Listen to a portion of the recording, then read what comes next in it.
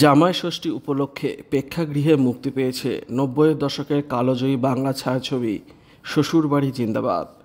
২৫ বছর পরেও এই ছবির জনপ্রিয়তা আগের মতোই আছে। এখনও মানুষ ভুলতে পারেন না জামাই প্রসেনজিৎ চট্টোপাধ্যায় আর শাশুড়ি অনামিকা সাহাকে। এই ছবিতে পর্দা কাঁপিয়েছিলেন ঋতুপর্ণা সেনগুপ্ত এবং প্রসেনজিতের জুটির নাচ। সেই গান আজও মানুষ গায়, কিন্তু পার্শ্ব চরিত্ররা কিছু কম যায় না।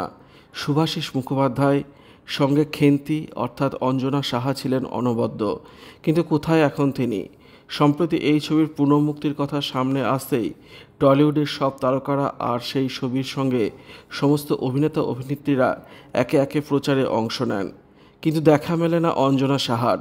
দর্শক কি তবে ভুলতে বসেছে খেন্তিমণি দাসীকে? এদিন ছবির প্রিমিয়ারে দেখা মিলল তাঁর। বয়স অনেকটাই বেড়েছে, শরীরেও এসেছে নানান পরিবর্তন, কিন্তু হাসিটা একই রয়ে গেছে, ঠিক আগের মতন। মুখে স্পষ্ট গর্ববোধ ফুটে উঠল এই দিন তার। বিভিন্ন সংবাদ মাধ্যমকে তিনি বলেন নিজের অভিজ্ঞতা থেকে ছবির কিছু না জানা তথ্য। আর এখন কেন পর্দায় দেখা যায় না তাকে, সে বিষয়ে মুখ খুললেন তিনি। এক সময় কাজ করেছেন টলিউডের তাবড় তাবড় অভিনেতাদের সঙ্গে। সেই সময় দর্শকদের কাছে পার্শ্ব চরিত্র হিসেবে জনপ্রিয়তা ছিল তার, কিন্তু হঠাৎ করে কেন হারিয়ে গেলেন পর্দা থেকে? এই প্রশ্নের উত্তরে অঞ্জনা বলেন, কেউ হারিয়ে যায় না, অনেক সময় হারিয়ে যেতে হয়। ছবির প্রসঙ্গে তিনি বলেন, আগেও যেমন হিট হয়েছিল তেমনই হিট হবে এবারও। তিনি এদিন জানান, আমাকে কারো মনে ছিল না। ছবির পুনর্মুক্তির কথা ওঠার পর সবাইকে ডাকা হয়, কিন্তু তাকে কেউ খোঁজ করেনি।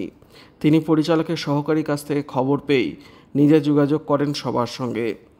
এই ছবি নিয়ে কিছু অভিজ্ঞতা ভাগ করে বলেন, খুব আনন্দ করে শুটিং করেছিলাম আমরা। সেই সময় ঋতুপর্ণা ম্যাম দিনে পারমিতার একদিন, রাতে এই ছবির শুটিং করতেন।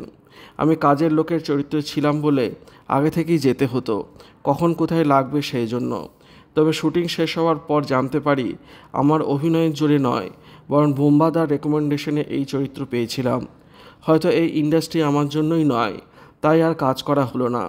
এর জন্য কাউকে দোষারোপ করব না, স্মৃতিটুকুই থাক। এখন কোথায় আছেন, পর্দায় আর কেন দেখা যাচ্ছে না তাকে? এই প্রশ্নের উত্তরে বলেন, এখন তিনি ছোটোখাটো কিছু শর্ট ফিল্ম এবং ওটিটিতে কাজ করছেন। মূলধারার ছবিতে তেমন ডাক আর পান না, ডাক পেলে অবশ্যই কাজ করতে রাজি আছেন। ভিডিওটি আপনার কেমন লাগলো কমেন্টের মাধ্যমে লিখে জানাবেন, আর অবশ্যই চ্যানেলটি সাবস্ক্রাইব করবেন। ধন্যবাদ।